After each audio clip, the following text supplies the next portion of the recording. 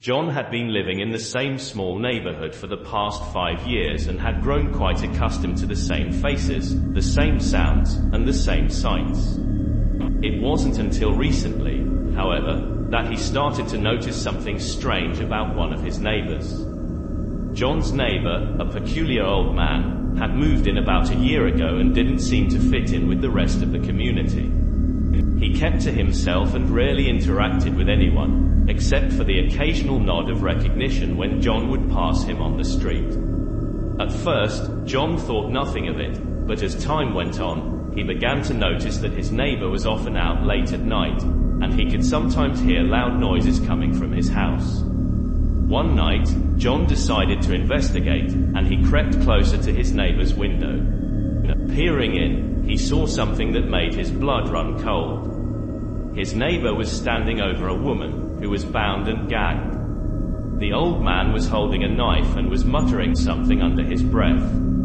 John was so shocked that he couldn't move, and he quickly retreated back to his house. John was convinced that his neighbor was a serial killer, but when he told his friends and family, they just laughed it off.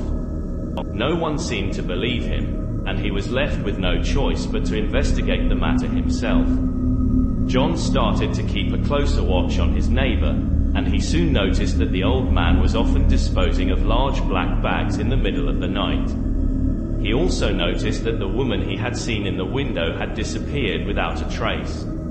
John was determined to get to the bottom of the mystery, so he followed the old man one night. He watched as the old man loaded the bags into a van and drove away.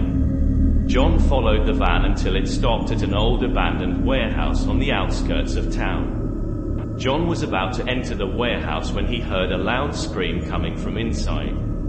He quickly ran back to his car and drove away, his mind racing with fear and dread. The next day, John went to the police station to report what he had seen, but when they searched the warehouse, they found nothing. The old man had vanished without a trace. John was never able to prove that his neighbor was a serial killer, but the memory of that night still haunts him to this day. He knows that he was the only one who suspected the truth, and he was the only one who could have stopped the killer before he took another life.